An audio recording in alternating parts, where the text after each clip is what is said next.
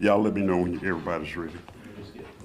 Now, would it kill anyone to wait about 90 seconds till we dump out of this current story? No. We can take the slide at the start there? Okay. So, Do I need to be standing there for the folks for the camera? I'll tell you what, if it's cool, I'll point at you and you can just let it rip, if that works. We're live. What we doing, live? Yeah, well, our show starts at 9, you know, so we've got another story on right now. And We chilling about it. so we're good. If you want to, whenever you're ready, we're out of that story now. I'm good. We're good. Everybody? Good? We're at 10, so we're fine. That's right, y'all walking home. Okay, everybody's ready, right? Okay, all right. Thank you all for being here. This is a statement coming out of the sheriff's office. We've been investigating the deaths of 2 detainees at the Shelby County Jail down at 201 Poplar. First of all, let me offer my condolences to both of these families and a heartfelt condolences. On Thursday, February the 6th, shortly after 6:45 p.m., an inmate at the main jail at 201 Poplar was transported by the Memphis Fire Department to Region 1 in non-critical condition due to apparent mental status change. While at the hospitals, officials pronounced the inmate deceased at 9:28 p.m. The inmate has been identified as 33-year-old Darius Nolan. He was, he was booked into jail on September the 17th, 2024 on felony vandalism and misdemeanor assault charges. This morning, Friday, February the 7th, shortly after 5:30 a.m., an inmate was discovered unresponsible in his single cell at the main jail, also at 201 Poplar. This inmate was transported by the Memphis Memphis Fire Department to Methodist Central Hospital, where he was later pronounced at 5:39 p.m. That inmate has been identified as Darius Crawford. He was booked into jail on January the 25th, 2025 on 4 counts of assault on a first responder and an aggravated assault. Sheriff's office has been in contact with the DA's office. Obviously, we're launching an investigation as to what happened to both of these detainees. Right now, we're not sure. We're going to have to probably wait on the medical examiners to let us know what happened to both of them. But some of the things that I kind of wanted to talk as well about is right now, as of this morning, we had 2,540 detainees at 201 Poplar. We had another 108 down at juvenile court. And now at jail lease, where we're close to now, another 279. As I said, the sheriff's office is launching an investigation, but it goes to the point that I've been trying to make with the public or with the news media as well about being short of staff. And when I talk about leading the Youth and Education Justice Center, where I have 58 to 60 officers that I could use down at 201 Poplar and other jail locations, that's the reason that I would like to leave juvenile court. So far, we spent about $5.3 million in the jail. A lot of that is due to shakedowns, looking for weapons, looking for contraband, and just doing what the officers are doing. We've terminated employees, and if we find that any of these deaths are drug-related, then we will terminate more employees and hopefully get with the DA and prosecute them as well. We have a very aging facility, and I've talked about it many, many times, frequent maintenance issues, overcrowded, poor living conditions, increasing tension among inmates as well as staff. We must together work in this community. When social conditions worsen, more individuals are incarcerated. That's just the way it is. Issues like mental health crises, substance abuse, lack of social services contribute to the rising incarceration rate. A modern jail and stronger community partnerships could reduce recidivism rates and improve the outcome as these detainees re-enter into society. Now, I'm going to stop here for just a minute, and I'm going to let Chief Kurt Fields speak on this matter, or speak on some matters, and then I'll come back and answer some questions. Chief Fields? Good evening. To reiterate what the sheriff said, our prayers and condolences to the families and loved ones of the two persons that transitioned today. We are in a crisis situation at the jail. We're close to 300 officers down. We have the latest in technology to try and do the best that we can. We have dedicated men and women coming to work every day.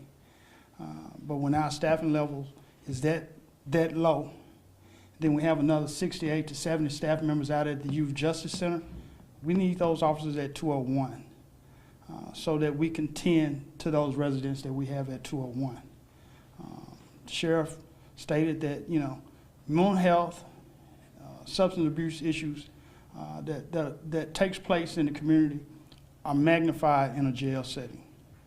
We need those staffers there to help us combat those issues that we face on a day-to-day basis. The sheriff stated that when we find staff in violation, we discipline those staff members. We sometimes terminate those staff members. But unfortunately for us, sometimes those decisions are overturned by the Civil Service Merit Board, and those persons are returned back to work. That puts the entire sheriff's office at risk, as well as our residents. Once again, we are truly remorseful. Any life that is lost is a tragedy. And we're committed to do the best that we can. But we need assistance. We need a new jail. Our jail was opened in 1981. For those that don't know, a jail ages anywhere between 3 to 4 years for every year of usage. So technically, our jail is 160 years old. It is staff intensive, and it's not a healthy environment.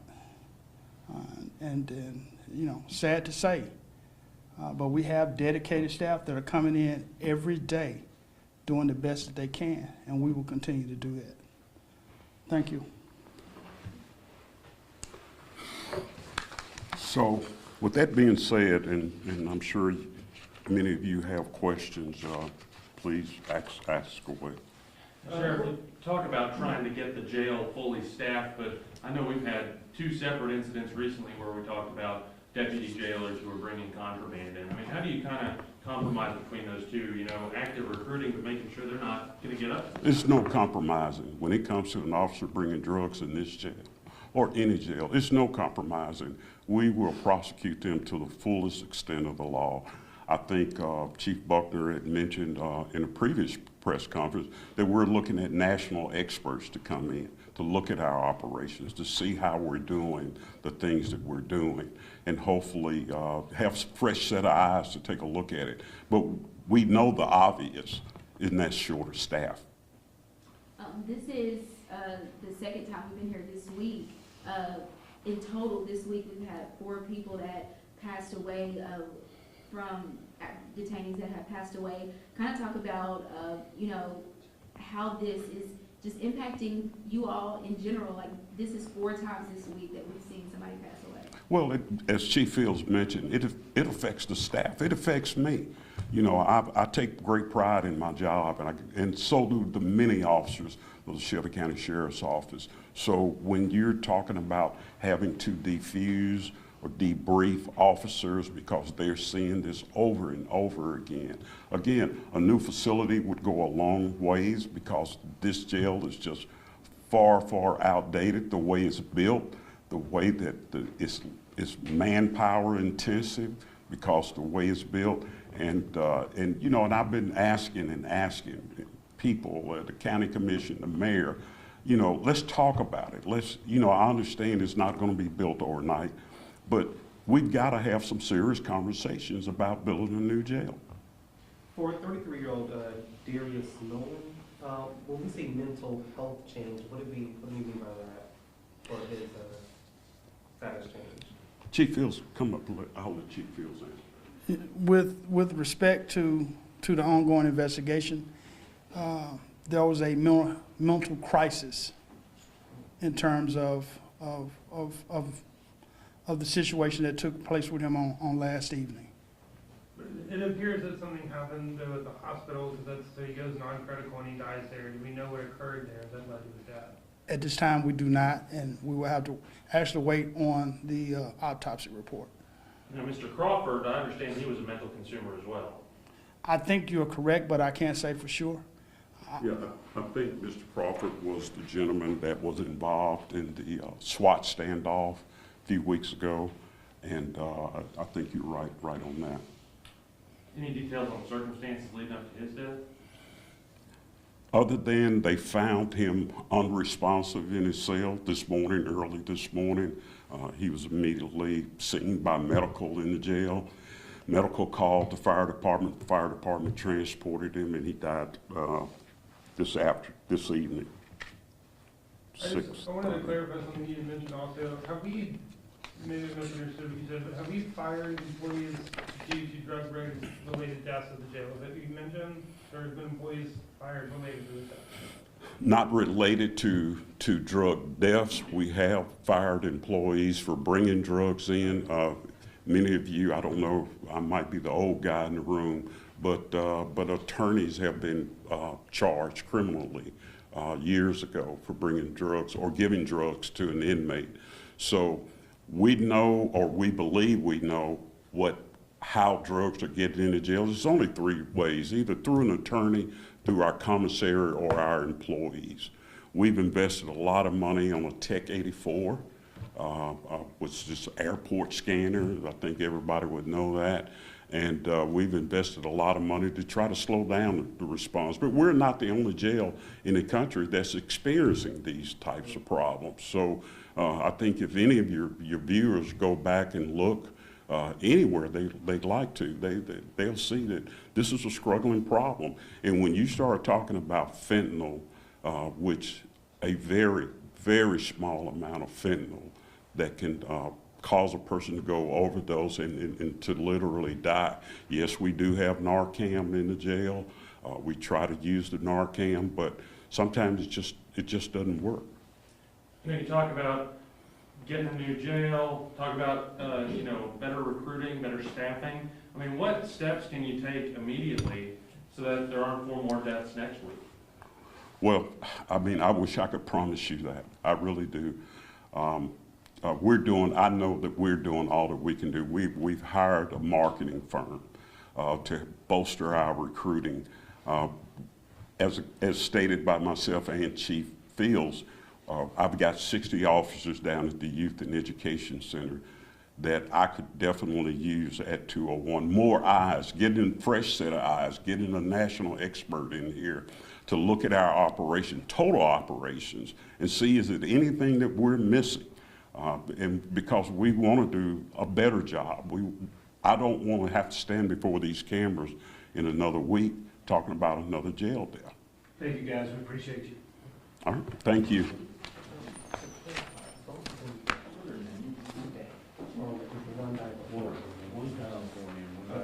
My apologies again. 928 on the 6th, which was yesterday. My apologies. Also, 539 on the 17th.